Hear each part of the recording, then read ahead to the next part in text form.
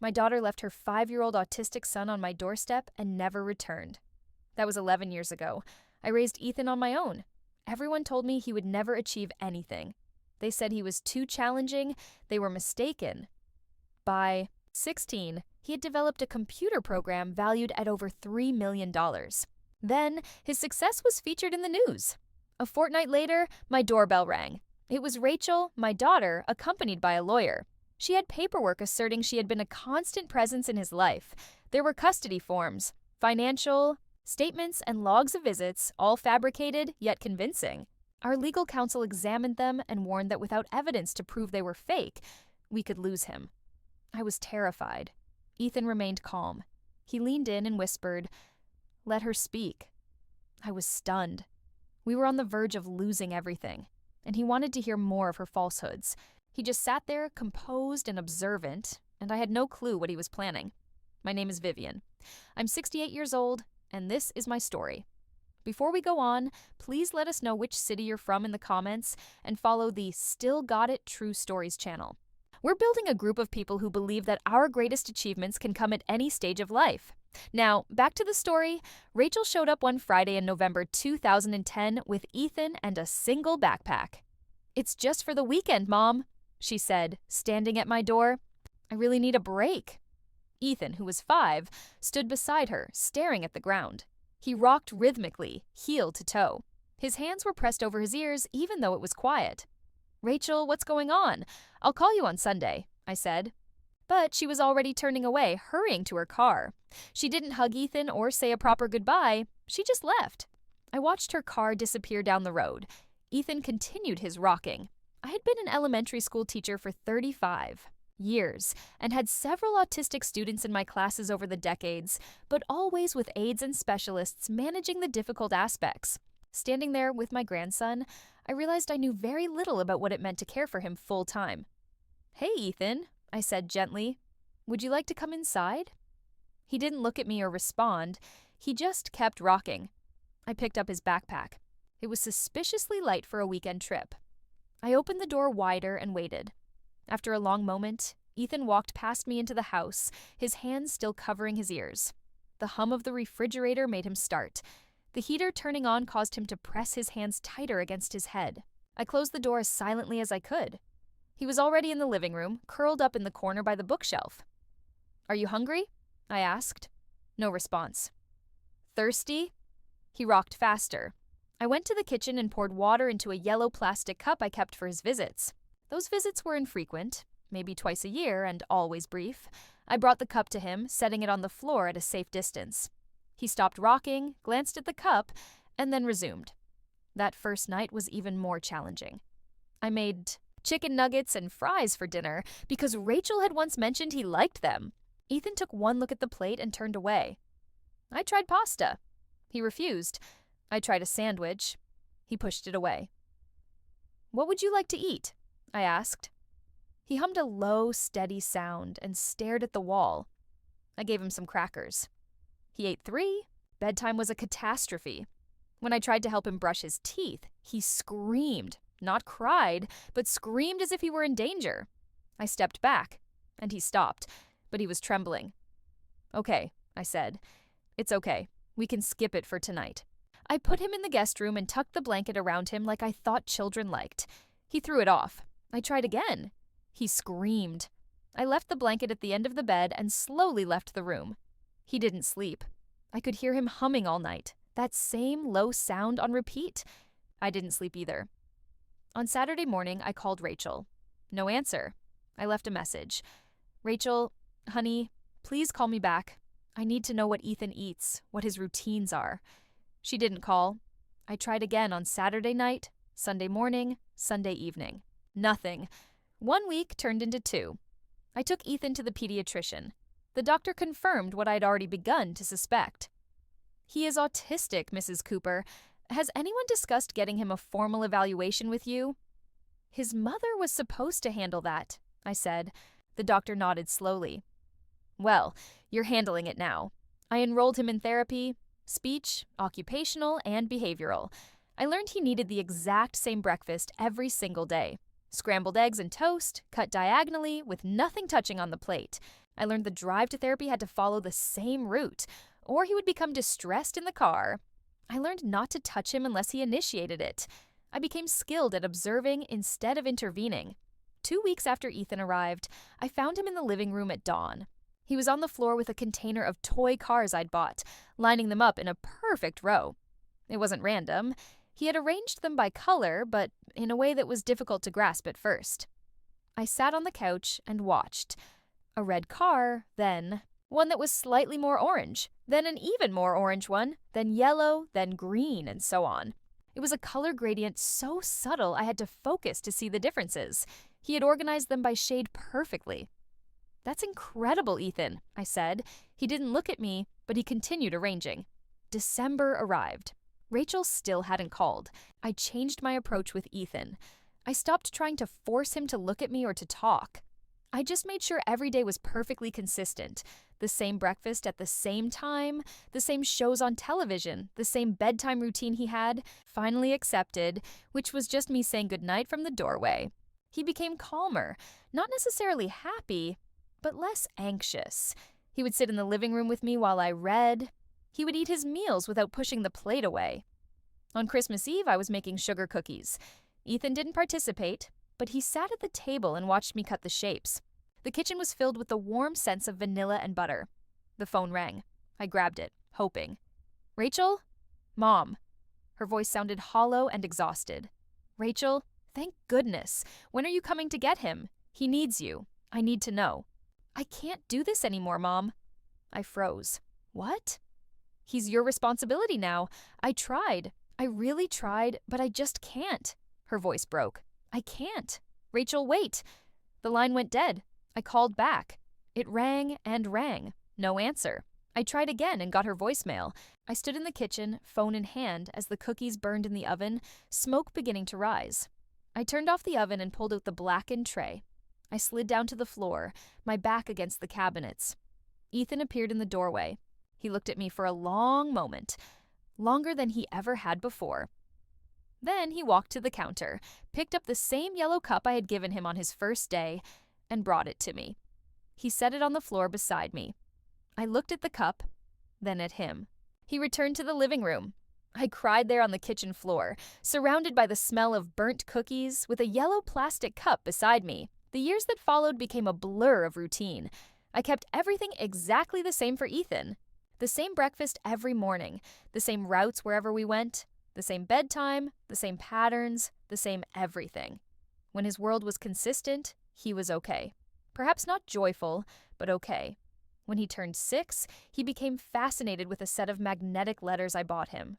He would arrange them on the refrigerator for hours, not into words, but into patterns, groups, and sequences I couldn't decipher. Then he started drawing symbols in small notebooks from the dollar store. Circles, lines, tick marks, tracking something only he understood. At therapy, I asked about it. "He makes these marks everywhere. Should I be concerned?" The therapist, a patient woman named Dr. Lynn, shook her head. "He is mapping his world. It helps him feel secure. Let him continue." So I did. He filled notebook after notebook with his symbols and marks. By the time he was 7, the symbols began to turn into letters. Then short words. Egg, toast, school, home. Simple terms written in neat block letters. At 8, he was writing full sentences, noting times, what he ate, where we went, what occurred. He learned to make brief eye contact, little flickers. He learned to tolerate the grocery store if we went at the same time every week. He learned that I wasn't going to abandon him or change his world without warning. One spring morning when he was 8, I was making breakfast. Eggs and toast, as always. Ethan sat at the table with his notebook, writing. Why did Mom leave? I almost dropped the spatula. I turned around. Ethan was looking at his notebook, not at me. But he had spoken. After 3 years of near silence, then single words, and now this, a complete sentence, a real question. I sat down across from him. She said she couldn't handle it. He nodded once, wrote something in his notebook, and went back to staring at the page. I stood up, finished making breakfast, and placed his plate in front of him. Then I went to the bathroom and cried where he couldn't hear me. He had spoken. He had asked the question I didn't know how to answer. But I told him the truth. That was all I could do. The truth, along with eggs and toast every morning and the same yellow cup. That was what I could give him. It would have to be enough. A year after Ethan first spoke to me, the school called with an issue. It was September 2014. Ethan was 9, starting 4th grade. I thought we had moved past the most difficult phases. He was speaking in full sentences, eating in the cafeteria without incidents, and even raising his hand in class occasionally. It felt like real progress. Then Principal Andrews called. "Mrs. Cooper, we need to discuss Ethan's placement," he said over the phone. He had a new teacher that year, Mrs. Brennan, who had seemed kind at the orientation. I had been hopeful. "What seems to be the problem?" I asked. "We believe Ethan would be better served in our specialized classroom. The other students are progressing at a different pace." I gripped the phone. "Ethan keeps up with the academic work." "It's not about academics. It's about behavior. He doesn't participate in group activities. He won't make eye contact during circle time.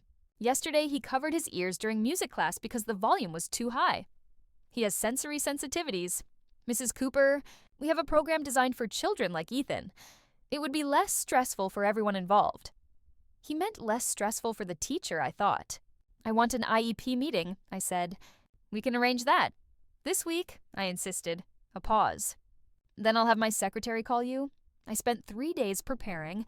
I printed every report card, every therapy progress note, every piece of documentation I had meticulously kept in folders. Ethan's reading comprehension was above his grade level. His math skills were 2 years ahead. His handwriting was precise and neat. The problem wasn't an inability to learn. It was that he learned differently. The meeting was on a Friday afternoon in the school's conference room. 2 bright fluorescent lights hummed overhead. Principal Andrews sat at the head of the table with Mrs. Brennan, the school psychologist, and the special education coordinator beside him, all with their folders. I had one folder, but it was substantial. "Thank you for coming, Mrs. Cooper," Principal Andrews began. "We all want what is best for Ethan." "So do I replied. Mrs. Brennan spoke first, her voice soft, her smile sympathetic. "Ethan is a sweet boy, but he struggles socially. He doesn't interact with his peers. During group work, he sits by himself. He declines to participate. But does he complete the work?" I asked. She hesitated. "Yes, but education isn't just about worksheets. It's about learning to collaborate, to communicate. He is autistic," I interjected. "Communication is more challenging for him, but he is trying." The special education coordinator, Ms. Pierce, leaned forward. "Our resource room offers a smaller setting with fewer distractions. It's for students who face similar challenges." "Students who can't keep up academically," I said. "That isn't Ethan." Principal Andrews used that tone I recognized from my own decades in education. Reasonable, patient, and condescending. "We understand you want Ethan in a mainstream classroom, but we must consider the needs of all students." "Are you saying Ethan is disruptive?" I asked. "Not disruptive, exactly." "Then what is the issue?" Ms. Pierce opened her folder. Ethan's social skills assessment shows significant delays. His IQ testing was inconclusive. He refused to finish several sections because they were timed, and that made him anxious. His therapist has documented that. "Which brings us back to our point," Principal Andrews said. "Ethan needs support we cannot provide in a regular classroom." I opened my folder and pulled out the first document. This is Ethan's reading comprehension test from last month. 97 percentile at a 7th grade level. I pulled out the next. Math assessment, 100% on 5th grade material. I kept placing papers on the table, stacking them in front of the principal. These are therapy notes detailing his progress in speech, emotional regulation, and sensory tolerance. He has come further in 4 years than anyone predicted, not because he was placed in a separate room with low expectations, but because people believed he was capable of more. Mrs. Brennan looked uncomfortable. "It's not about expectations." "Yes, it is," I said firmly. "You want him elsewhere because his differences make you uncomfortable, because he doesn't perform normal in the way you expect." The room fell silent. Principal Andrews cleared his throat. "Mrs. Cooper, I understand your frustration. However, under the idea, Ethan has the right to the least restrictive environment. That means a mainstream classroom with appropriate supports, not being separated because he is different." I knew using the word segregation was strong, but I was tired of being polite. "We are not suggesting segregation," Ms. Pierce said quickly. "Just a more suitable setting." "Then provide the supports in his current classroom," I countered. "Noise-reducing headphones for music, extra time for transitions, a quiet space when he's overwhelmed. Those are accommodations, not a reason for removal. They exchanged looks. Principal Andrews sighed. We will draft an IEP with those accommodations, he conceded finally. But if Ethan continues to struggle, he won't, I said. I didn't know that for certain, but I knew that giving up on him was not the solution. That evening, I spread all the meeting notes across the kitchen table and began organizing them into a 3-ring binder with color-coded tabs for medical, educational, therapy, and legal documents. My hands remembered this work from my decades in the classroom. Ethan came in from the living room. He had been watching his program, the same episode he watched every Friday. His yellow cup was on the counter in its usual spot. He stood and watched me sort the papers. "What are you doing?" he asked. His speech had become much clearer over the year, more natural. "Making sure the school remembers what you are capable of," I replied. He moved closer and looked at the stacks. "Can I help?" I glanced at him. "Of course." We worked together for an hour. I showed him my organization method. He studied my system, then pointed to the therapy section. These should be sorted by date, then by type. Speech separate from occupational, separate from behavioral. I looked where he was pointing. He was correct. That was more logical. "Show me," I said. He reorganized the entire section in 10 minutes, creating a system that was more logical and clean than anything I could have devised. I watched him work, his hands moving quickly, his focus absolute. He understood order on a level I never would. Pattern and structure came to him as naturally as breathing. "That's excellent, Ethan," I told him when he finished. He nodded. He didn't smile, but I could sense he was satisfied. The following year, when Ethan turned 10, his speech counselor suggested a tablet to help with communication. Something to type on when talking was too difficult.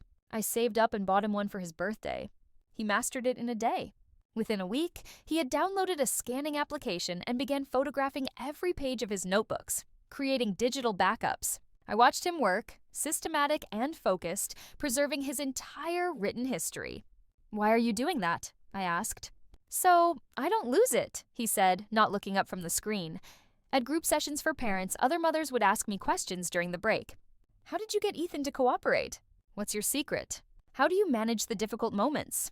"I don't manage him," I said. "I listen to him." One woman, Linda, whose 7-year-old son was nonverbal, shook her head. "But how do you stay so patient?" I thought about it. I suppose I stopped trying to make him be someone else. I just try to understand who he is. She looked at me as if I'd said something deep, but it wasn't. It was simply the only thing that worked. Ethan began noticing patterns everywhere. That year we'd be driving and he'd say, "The traffic signal on 4th Street is mistimed. It stays red for 45 seconds longer than the others." I had no idea if that was true. At the grocery store, he'd look at the receipt and point out a pricing error. The apples were marked wrong, 3 cents higher than the tag. He was right every time. Once, at a parent-teacher conference that fall, Principal Andrews smiled while discussing Ethan's progress, but his eyes were flat. In the car, Ethan said, "He doesn't like me." "What?" "No, sweetheart." He was being polite. His face moved wrong. The smile didn't match. I glanced at him.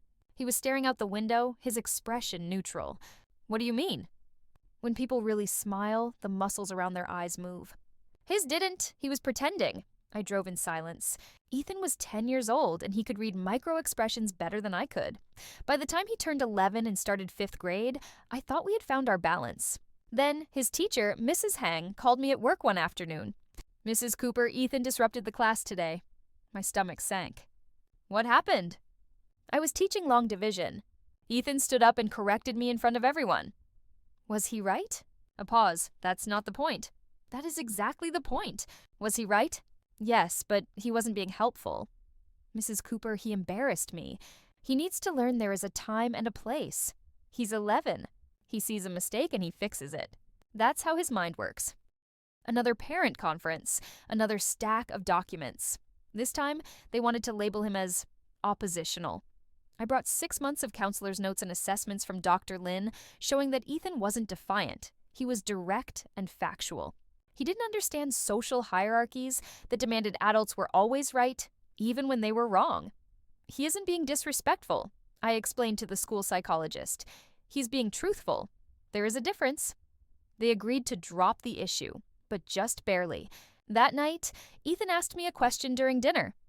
Why do they want me to be different? I set down my fork. What do you mean? The teachers, the other kids, everyone wants me to act like I'm not me. I didn't have a perfect answer. I suppose, because they are uneasy around people who see the world more clearly than they do, I said finally. He considered that, nodded once, and went back to eating. A few weeks later, he asked if I had his birth certificate. Why do you need that? I asked. I want to see it. I found it in my file cabinet. He studied it for a long time, then asked for his school enrollment papers, his social security card, anything official with his name on it. Are you okay? I asked. Is this about your mother? I just want to see everything. Make sure it's all there.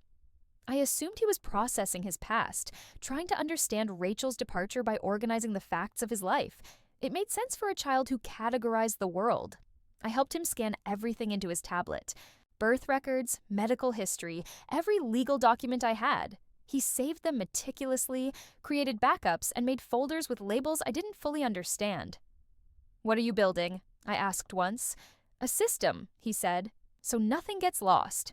I kissed the top of his head. Okay, buddy. Whatever helps. I thought he was coping with his past. I had no idea he was preparing for his future.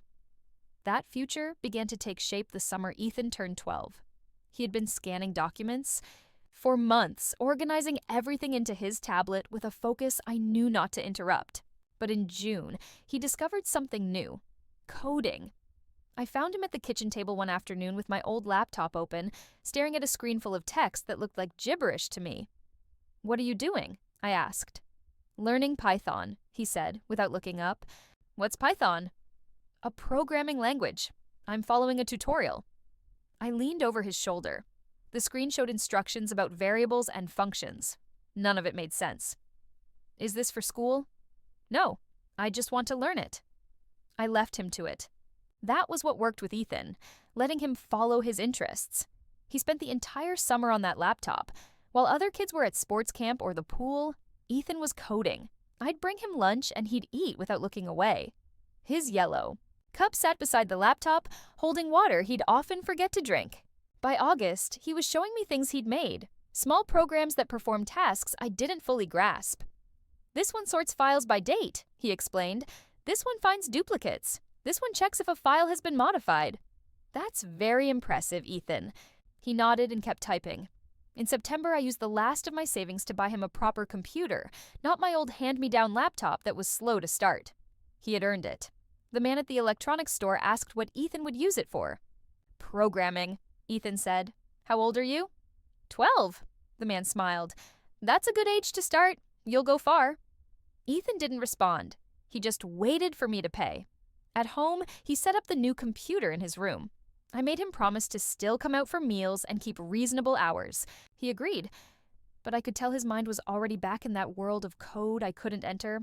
One evening in October, he called me to his room. I want to show you something. I sat on the edge of his bed.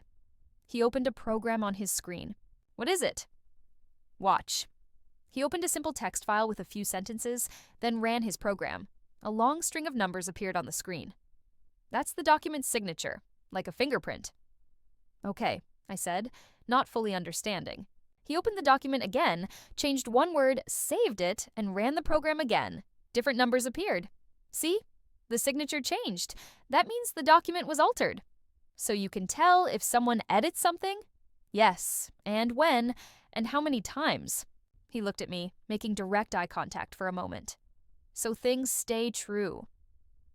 I thought about all those school meetings, all the times officials had said one thing and later claimed another, all the times I'd wished for proof. That's brilliant, Ethan. He turned back to his screen. It's just pattern recognition, digital instead of physical. As if that wasn't everything. The next year, when he was 13, the project grew. I want to digitize all your binders, he said one morning at breakfast. The school meeting notes? Everything? I looked at him over my coffee. That's a lot of scanning. We already did the legal documents. I know, but I want everything in the system. What system? The one I'm building, so nothing gets lost or changed. I thought about it. Those binders held years of advocacy, Years of proof that Ethan was more than people assumed. Okay, I said, but you're doing the scanning. My back can't handle that many hours bent over. We spent weeks on it. I pulled out binders, and Ethan scanned page after page. IEP meeting notes from 2014, therapy assessments from 2012, report cards, progress notes, incident reports, every document that told his story. He didn't just scan them, he embedded layers of information I couldn't see into each file. What are you adding? I asked once. Timestamps, verification codes, hash values. He paused. Each document connects to the ones before and after it, like a chain. If someone tries to change one link, the whole chain breaks. Why would someone change them? He looked at me. Why did Principal Andrews try to move me when I was 9? Fair point. So, this protects the truth, I said. Yes. I watched him work. This boy, who had been largely nonverbal 7 years earlier, who was startled by loud noises, who couldn't look anyone in the eye, was now building something I could barely grasp, something powerful. I'm proud of you, I said. He nodded once and kept scanning. Our relationship had evolved by then. We didn't need many words. I'd speak, he'd nod. He'd show me something on his computer, I'd tell him it was good. We had dinner together every night at the same time, in the same seats. His yellow cup was always to the right of his plate. It was comfortable. That's what it was. A comfortable silence with someone who understood that not every quiet moment needed to be filled with sound. He turned 14 in November. One afternoon, he asked if I'd kept anything from when he first came to live with me. Like what? Receipts, calendars, bank statements, anything from 2010 or 2011? I frowned. Why would you want that? I just want to see it. I led him to the garage and showed him the boxes I'd never thrown away. I'm not the type to discard things. Old tax records, utility bills, bank statements from a decade ago, calendars where I'd scribbled appointments in small handwriting. You kept all this? He asked. I was a teacher. We keep everything. He started going through the boxes, pulled out my 2010 calendar, opened it to November, and ran his finger down the dates. Why do you need this? I asked. I need to know what really happened, not what people say happened. What actually happened? I sat down on an overturned crate. This is about your mom. He didn't answer immediately. He just kept looking at the calendar, at my handwriting marking the day Rachel brought him, the days after when I'd written try chicken nuggets and call Rachel and doctor appointment. I need to know the timeline, he said finally. When things happened, what was real? My chest felt tight. He was processing it, the abandonment, the years without her, the unanswered questions. We can scan all of it, I said. Whatever you need. We brought the boxes inside and spent the next month scanning grocery receipts, bank statements showing I'd never received money from Rachel, phone bills proving she'd never called, calendars documenting our routine, every ordinary day that proved she had been gone. I thought he was building a timeline of his childhood, understanding his past through evidence. Why grocery receipts? I asked once, watching him scan a faded slip from 2011. They have dates. They show where we were, what we bought.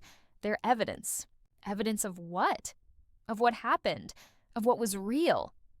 I didn't push. If this helped him, I would assist. He started staying up later that year. I'd go to bed at 10 and hear the click of his keyboard through the wall. At midnight, I'd get up, make him a sandwich or cut up an apple, and leave it on his desk without a word. Thanks, he'd murmur, not looking away from the screen. Some nights, I'd wake at 2 or 3 in the morning and see light under his door. Ethan, you need to sleep, I'd say. Almost done, he'd reply. He was never almost done.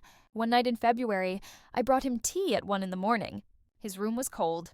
He had 3 monitors now, all showing different screens of code and documents and data. What are you making? I asked. He paused and turned to look at me. Something that will help people know what's real and what isn't. What actually happened versus what someone claims. Happened? That's very important to you. Yes, because of your mom. He thought about it. Because people don't always tell the truth, and sometimes you need proof. I kissed the top of his head. His hair was getting long. Don't stay up all night, I said. I won't. He did anyway. Some mornings, I'd find him asleep at his desk, his head on his arms, the monitors still glowing. I'd put a blanket over him and make breakfast. He'd wake up an hour later and come to the kitchen as if nothing was unusual. I was proud of him. Proud of his dedication, his intelligence, his drive to create something meaningful. I just didn't understand what it was truly for. I thought he was healing from the past. I didn't know he was building armor for the future.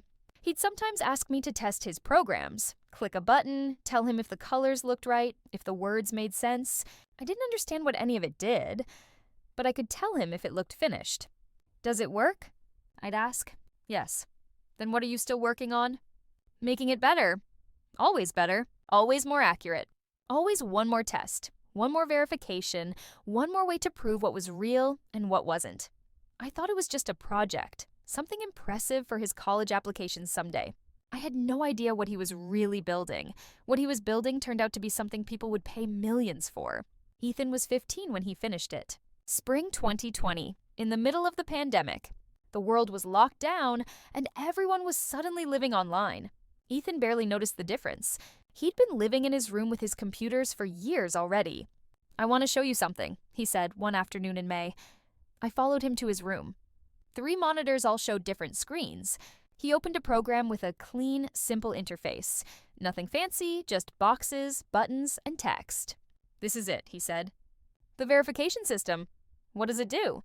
He clicked through screens, showing me features I only half understood.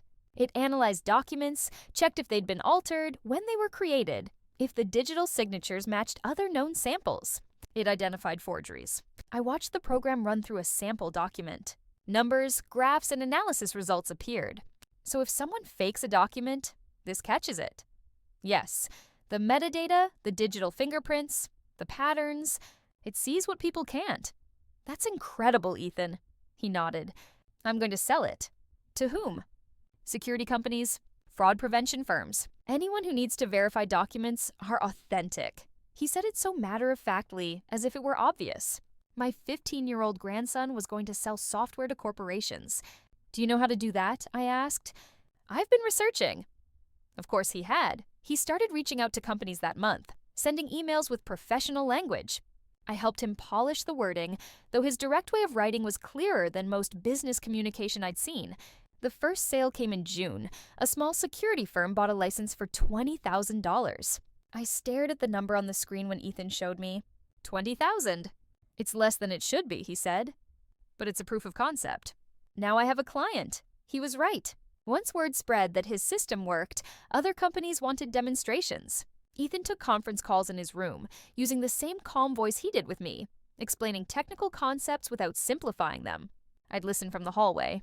Sometimes he'd say things like, "The algorithm compares hash values across multiple verification layers." And somehow the business people on the other end understood him, or pretended to. He turned 16 in November. By January, he had 6 more clients and enough money in his account to pay for college twice over. Then the big offers started arriving. Tech companies wanted exclusive rights.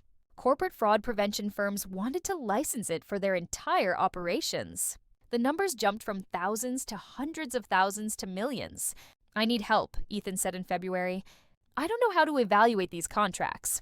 I found a business lawyer through a colleague, James Nakamura, who specialized in intellectual property and software licensing. He met with us on a Saturday morning at our kitchen table, spreading out 3 different contract offers. "These are all substantial," he said, looking at Ethan. "You built something valuable." Ethan nodded. "Which one is best?" James walked him through the options: licensing deals that would pay over time, or acquisition offers to buy the software outright. Ethan listened and asked specific questions about terms, conditions, and rights. "I want to sell it completely," Ethan said finally. "I don't want to manage licensing or support or updates. Just sell it and be done." James looked surprised. "You're sure? Licensing could pay more long-term." "There's a non-compete clause in the acquisition," Ethan said. "If I sell it, I can't make competing verification software for 5 years. "That's standard," James said. "Does that bother you?" "No, I'm done with this kind of software." I glanced at him. He said it so definitively, as if he had already planned what came next. He sold it in March for $3.2 million. I couldn't process that number.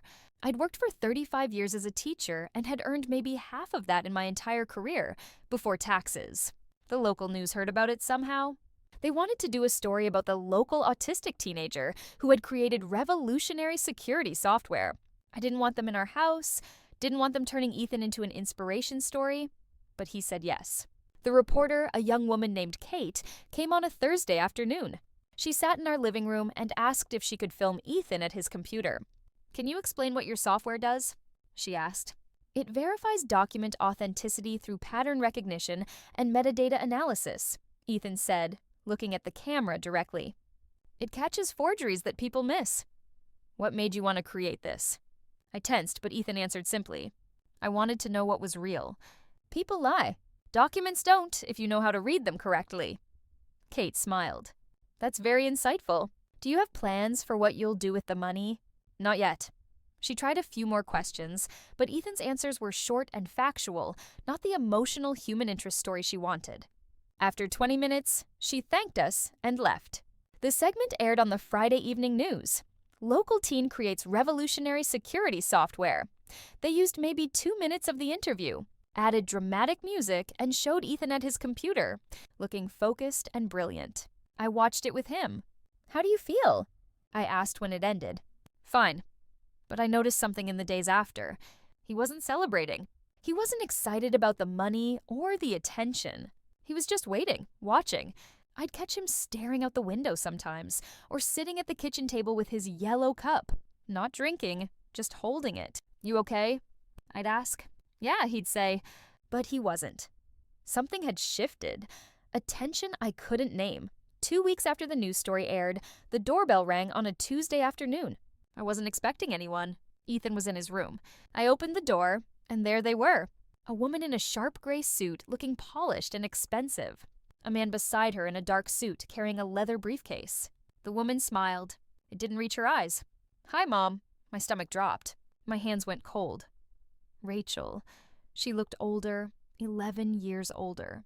Lines around her mouth, tension in her jaw, but it was her. "Ethan," she said, looking past me into the house. I couldn't move or speak. My body had forgotten how. "I'm Stephen Walsh," the man said. "Mrs. Cooper's attorney. We'd like to speak with you about Ethan's situation." "His situation?" I managed. Rachel's smile tightened. "Can we come in?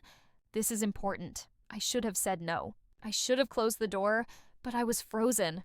Ethan appeared behind me in the hallway. He looked at Rachel. His face was completely blank. No surprise, no emotion, nothing. He just watched her the way he'd watch traffic patterns or pricing errors. Analytical, calculating. "Come in," he said. My legs moved without my permission. I stepped back. They entered my house, Rachel and her lawyer, and I felt sick. We sat at the kitchen table. The same table where Ethan and I ate breakfast every morning, where we'd organize school notes, scan documents, and planned his future. Now Rachel sat there, hands folded, while her legal representative opened his briefcase. "Mrs. Cooper, we're here to discuss guardianship and financial management," he said. He was professional, smooth, and practiced. "My client, Rachel Cooper, has maintained her parental rights concerning Ethan and wishes to resume an active role in his upbringing." "Guardianship?" I said. "He's 16. "Precisely," Walsh said. "Still a minor, and my client never formally terminated her parental rights. She's been co-parenting from a distance, maintaining contact through appropriate channels." "That isn't true," I said, my voice shaking. "She hasn't called in 11 years. Rachel spoke then, her voice soft, her eyes sad in a way that seemed insincere. "Mom, I know you've done a wonderful job raising Ethan, but he needs his mother now, especially with the recent attention in his finances. He needs guidance." "He has guidance." Walsh pulled out papers, documents with official-looking seals and signatures. "These show Mrs. Cooper has maintained her legal parental rights. She has documented her financial support and communication over the years. She is entitled to a role in his life, and, given Ethan's minor status, management of his financial assets until he comes of age." I looked at the papers. They appeared authentic and professional. My heart was hammering. "Those are fabricated," I said. But I had no proof. "They are properly notarized and filed," Walsh said calmly, "unless you can prove otherwise." I looked at Ethan. He was watching Rachel, his face still blank, but I could see something in his eyes I couldn't interpret. "Ethan," I said quietly, "what should we do?" He looked at me for a second, then back at Rachel. "We should get a legal representative," he said. Finding a legal representative was easier said than done. I found Linda Reyes through a referral. She was a family law attorney with 2 decades of experience. She met with us 3 days after Rachel appeared, coming to our house because I couldn't face an office. I brought every binder I had, years of school records, counselor's notes, medical appointments, every piece of paper proving I had raised Ethan. My hands shook the entire time I carried them to the kitchen table. Ethan sat quietly beside me, watching, as always. Linda spread Rachel's documents across the table, the ones Walsh had presented. She studied them for over an hour, reading every page, checking signatures, examining the stamps. Finally, she looked up. Her face told me everything before she spoke. "These look legitimate," she said carefully. "Very professionally done." "But they're fabricated," I said. "She hasn't seen him in 11 years. "I believe you," Linda said. "But do you have concrete proof these documents are not authentic?" I pulled out my binders. "I have everything. Every school meeting, every doctor visit, every therapy session." Linda looked through them and nodded slowly. "This is excellent documentation. It proves you've been the primary caregiver. But, Mrs. Cooper, without hard evidence that her documents are fake, a judge might rule in her favor. Why? Because she never legally terminated her parental rights. There is no court record of a custody transfer. Schools and doctors accepted you informally." She paused. "Did you ever file for formal guardianship?" The room went cold. "I didn't think I needed to." She left him. "I know. But legally, without documentation of that, without her signing away her rights, she is still his parent on paper." Linda's voice was gentle but firm. "Her lawyer will argue that an informal arrangement does not override her parental rights." I couldn't breathe.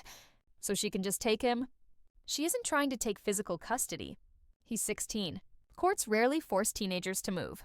She is after financial management, control of his assets until he's 18. The substantial amount of money. That was what this was about. "Can we fight it?" I asked. "Yes, but I need you to understand. Her case looks strong. She has documentation and a compelling story about maintaining involvement from a distance. Unless we can prove those documents are fraudulent, we could lose." I looked at Ethan. He sat perfectly still, hands folded on the table, face blank. He wouldn't meet my eyes. "Ethan," I said quietly, "do you understand what's happening?" "Yes. Are you scared?" He thought about that. No, how could he not be scared? I was terrified. Linda explained the next steps: depositions, discovery, court dates. It would take weeks, maybe months. The whole time Rachel's claim would hang over us. After she left, I sat at the kitchen table and broke down. "We're going to lose you," I said through tears. "After everything, after 11 years, we're going to lose." Ethan stood up, didn't say anything, just walked to his room and closed the door. I wanted him to tell me it would be okay, to show some emotion, some fear, something. But he just left me there. I cried alone at the table for an hour. The deposition started 2 weeks later. Rachel went first. She sat in the conference room at her lawyer's office, perfectly composed, hairstyled, makeup subtle, wearing a soft gray sweater that made her look maternal. Walsh asked her questions, and she answered smoothly. "Can you describe your involvement in Ethan's life over the past 11 years? "I've tried to maintain consistent contact," she said. Her voice was steady, warm, apologetic. "I visited monthly when possible. Sent financial support through money orders. Called regularly to check on his progress." "Why didn't you take physical custody?" I felt it was better for Ethan to have stability with my mother while I dealt with personal challenges. But I never stopped being his mother. I never stopped caring. She provided dates, specific months when she claimed to have visited, exact dollar amounts she supposedly sent. December 2012, $300. April 2014, $500. On and on, a detailed financial record of support that never happened. I sat there listening, my nails digging into my palms. "Mrs. Cooper, why are you seeking these arrangements now?" Walsh asked. "Because Ethan has significant assets that need proper management, and because he's approaching adulthood, I want to be present for this crucial transition. To guide him. To make up for lost time." She looked at me when she said it. Sad eyes, a regretful smile. I wanted to scream, to call her a liar in front of everyone. But Linda had warned me, stay calm. Don't react. Let her tell her story. After Rachel finished, Linda took me aside. "Her testimony is detailed and consistent. That is very convincing to judges. It's all lies. I know. But can you prove it? I couldn't. Ethan's deposition was 3 days later. Walsh asked him questions about his childhood, about memories of his mother, about her involvement. Do you remember your mother visiting you? I don't recall specific visits. Do you remember phone calls from her? I'd have to check my records. What about financial support? Did you know she was sending money? I don't remember receiving money from her. Walsh looked pleased. He thought Ethan's memory was poor, that it supported Rachel's narrative. But Ethan, being who he was, simply didn't remember clearly and answered factually. Linda asked Ethan questions too. Can you describe your relationship with your grandmother? She takes care of me, cooks meals, helps with school. She's always been there. Do you want to live with her? Yes. Do you want your mother to have control of your finances? No. Short answers. Direct. True. But they felt weak against Rachel's detailed untruths. After the deposition, Linda drove us home. He did well, she said. But Mrs. Cooper, I have to be honest. Without evidence proving Rachel's documents are not authentic, this is going to be difficult. How difficult? We might not succeed. That night, I couldn't sleep. I lay in bed staring at the ceiling, thinking about the possibility of Rachel controlling his money. At 3 a.m, I got up and saw a light under Ethan's door. I opened it quietly. He was at his computer. 3 monitors glowed. Lines of code scrolled across one screen. Documents and data filled the others. Ethan, it's 3 a.m. He didn't turn around. I know. You need to sleep. Court is tomorrow. I'm almost done. Done with what? He kept typing. My records. I moved closer. I saw spreadsheets with dates, files with names. I recognized my bank statements, calendar entries, phone records. Ethan, I don't know what to do, I said, my voice breaking. I don't know how to fight this. He stopped typing.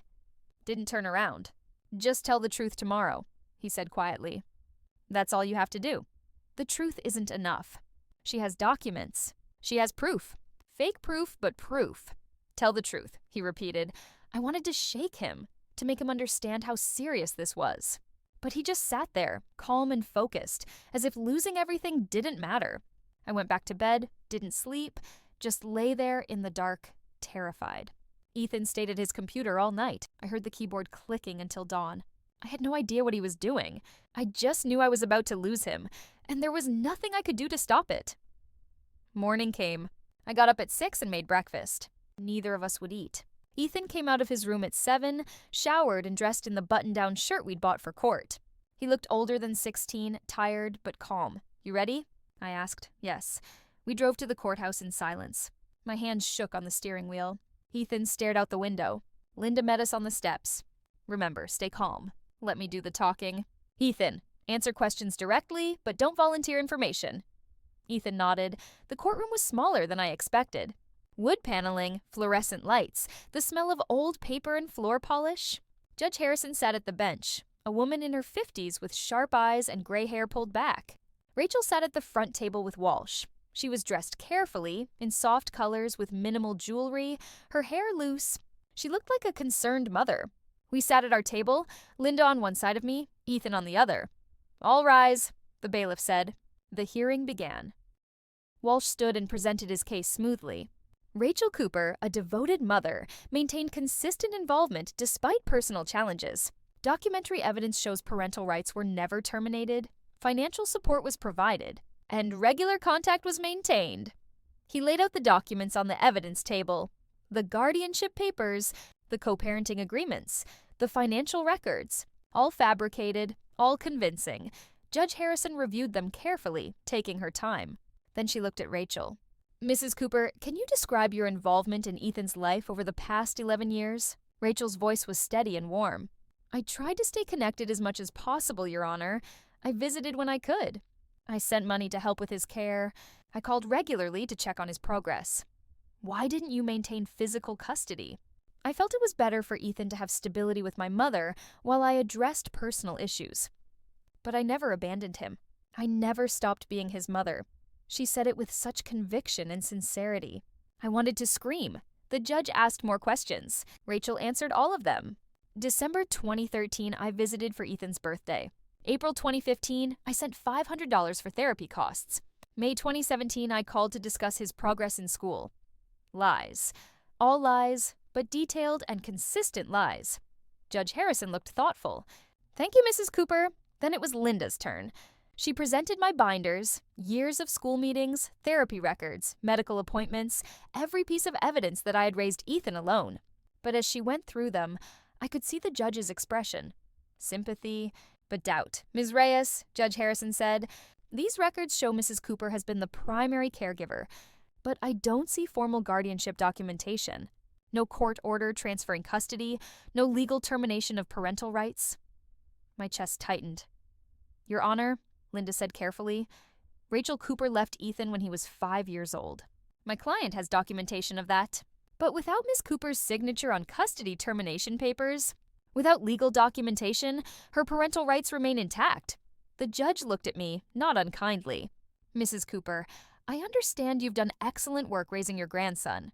But legally, without proof that his mother abandoned her parental rights, her claim has standing." The room tilted. Rachel looked at Walsh and smiled slightly. She thought she'd won. My heart was pounding so hard I couldn't breathe. I looked at Ethan beside me, desperate for something, anything. His face was completely blank, unreadable. I leaned close and whispered, "She's lying. We have to stop her." He turned his head slightly and whispered back, "Let her talk." "What? Let her say everything she wants to say?" I didn't understand. We were losing, and he wanted Rachel to keep talking. Judge Harrison looked at Ethan. "Young man, do you wish to speak?" There was a long pause. Ethan sat perfectly still. Then he stood. "Yes, Your Honor, I have evidence." My heart stopped. "What evidence?" I'd given Linda everything I had. "Approach," Judge Harrison said. Ethan picked up a bag I hadn't noticed him carrying. He walked to the witness stand, calm and steady, as if he'd done this 100 times. He pulled out a laptop. "May I connect this to the display, Your Honor?" Judge Harrison looked surprised. "What are you presenting?" "Verification of document authenticity and timeline evidence," he said clearly and directly, the way he always did. "I built a system that proves whether documents are real or fabricated." Walsh stood immediately. "Your Honor, this is highly irregular. We weren't informed of this evidence." "Your client presented questionable documents 6 weeks ago," Ethan said, looking at Walsh. "I'm presenting an analysis of those documents now." Judge Harrison studied Ethan. "Proceed. But this better be relevant." Ethan connected his laptop. The courtroom display lit up. He pulled up Rachel's guardianship documents first, the ones Walsh had presented. They appeared on the screen, official-looking with stamps and signatures. "These documents claim to be from 2011 through 2020, Ethan said. But the digital metadata shows they were created 6 weeks ago, right after the news story about my sale aired. He clicked through screens showing creation dates, file properties, and editing history, all time-stamped. "All recent," Walsh objected. "Metadata can be manipulated." "Not in this case," Ethan said calmly. "The signature verification shows additional discrepancies." He pulled up my copy of his birth certificate with Rachel's signature from 2005, then ran a program that analyzed the signatures on the guardianship documents. Numbers, comparisons, and statistical analysis appeared. The pressure patterns don't match. The letter formation is inconsistent.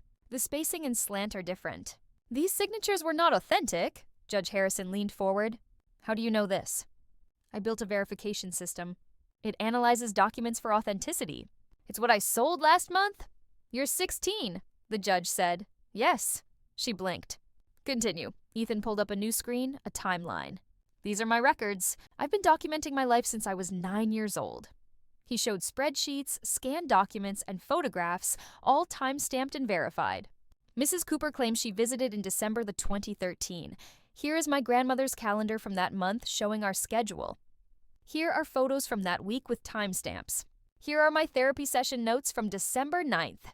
The counselor confirmed no mother was present. Here is the school attendance record showing I was present every day that month." He clicked through more screens. December 2013. Rachel wasn't there. Mrs. Cooper claims she sent money orders. Here are 7 years of my grandmother's complete bank records. No deposits from Rachel Cooper. Not $1. Bank statements appeared on the screen, every transaction highlighted and documented. Nothing from Rachel. Mrs. Cooper claims she called regularly. Here are phone company records from 2010 to the present. 0 calls from her number after December 24th, 2010. Phone records, years of them. Rachel's number was nowhere to be found. April 2015. She claims she sent $500 for therapy. Here is the bank statement showing no such deposit. Here is my grandmother's calendar showing she paid out of pocket. Here's the receipt.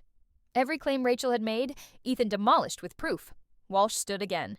Your Honor, this evidence wasn't disclosed in discovery. Because you presented questionable documents 6 weeks ago, Ethan said. I built the verification system to analyze them. That's impossible, Walsh said. You couldn't build something like this in 6 weeks. I didn't, Ethan said. I've been building it for 7 years. I just finished analyzing these specific documents 6 weeks ago. Judge Harrison stared at him. You've been documenting your life for 7 years? Yes, Your Honor. Every calendar entry my grandmother made, every receipt she kept, every therapy session, every school meeting, every bank transaction. Everything is time-stamped, cross-referenced, and verified. The system makes it impossible to alter anything retroactively. He pulled up more screens, showing the judge how it worked, how each document connected to others, how verification codes proved nothing had been changed. So, when Mrs. Cooper says she visited monthly, sent money, called regularly, I can prove she didn't, because I have proof of what actually happened. What was real? The courtroom was silent. Judge Harrison looked at Rachel. Mrs. Cooper, can you explain these discrepancies?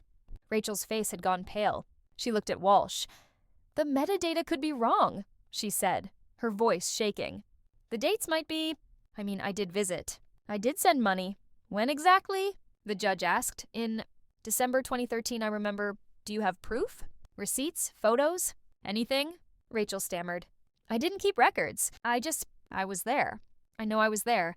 But you have detailed financial records of money orders sent? Yes. Those show… She was falling apart, contradicting herself. The confident mother from 20 minutes ago was gone. Mrs. Cooper, Judge Harrison said coldly, did you or did you not falsify these documents? No, my lawyer said… Walsh looked unwell. Judge Harrison turned to Ethan. This verification system? It's legitimate? Yes, Your Honor. I sold it last month to Anderson Security for a multi-million-dollar sum. They verified its accuracy before purchase. The judge's eyebrows rose. Then she looked at the evidence again. At the timeline. At the proof that Rachel had been gone for 11 years. I've seen enough, she said. She ruled from the bench. No recess, no deliberation. Rachel Cooper, I find your testimony not credible and your documentation fraudulent. Full custody and guardianship are awarded to Vivian Cooper. Furthermore, I'm referring this case to the district attorney for investigation of perjury and document falsification. Rachel made a sound like choking. This hearing is adjourned. The gavel struck. It was over. Outside the courthouse, standing in the afternoon sun, I finally understood. You knew, I said. You've been protecting us all along. Ethan nodded once. Didn't smile, just nodded. 6 months later, things looked different. Ethan couldn't work in data security anymore. The agreement not to compete from selling his verification system was clear. So he started a new company focused on software testing and quality assurance.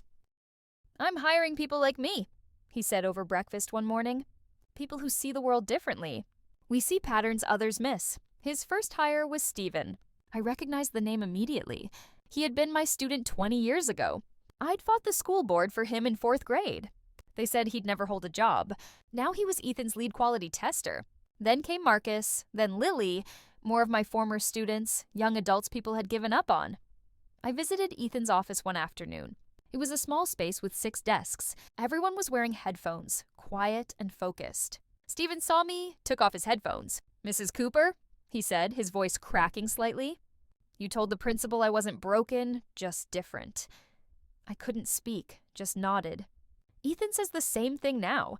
Rachel received 2 years of probation and 500 hours of community service at a center for children with different needs. 3 months into her sentence, I was dropping off donated supplies and saw her on the floor reading to non-speaking children. She looked up and saw me. We both froze. She looked exhausted and humbled, nothing like the woman who had shown up with a lawyer. The center director, not knowing who I was, told me, that volunteer comes in for extra hours. Says she's learning what she should have learned years ago. I didn't speak to Rachel, just watched for a moment, then left. Some things don't need words. On a Tuesday evening a few weeks later, I brought dinner to Ethan's apartment like I always did. His yellow cup sat on the counter, chipped but still his favorite. We ate at his small table, quiet and comfortable. I started clearing the plates. Ethan put his phone down. "Vivian." I turned around. He was looking at his hands. "I know what you gave up for me." I sat back down and waited. Your friend stopped calling. "You stopped going places. I heard you on the phone once, turning down a trip because you couldn't leave me." He paused. "You could have sent me away." "Like she did? The school suggested it." "You didn't." My throat was tight. "You're my grandson." "I know." He looked up at me. "But you chose it. Every day. Even when I couldn't say thank you." Silence. Just the hum of his refrigerator. "It mattered," he said quietly. I reached across the table and put my hand near his. Not touching, but close. "You were worth every single day," I said. He nodded once. "I know that now." We sat there a moment longer. Then I got up and finished the dishes while he opened his laptop. Same routine, same comfortable silence, but something important had been said. I kissed the top of his head on my way out. He didn't flinch. "See you Tuesday," I said. "Tuesday," he confirmed. I drove home through streets I'd driven 1,000 times before. Same route, same turns. The way Ethan liked things. The way I'd learned to like things, too. My phone buzzed at a red light. A text from Ethan. "Thank you." Just those 2 words. I smiled the whole way home. So, that's my story. I'd love to hear what you think. If you were in my position, could you find it in your heart to forgive your own child for leaving your grandchild? Let me know in the comments and follow for more stories like mine.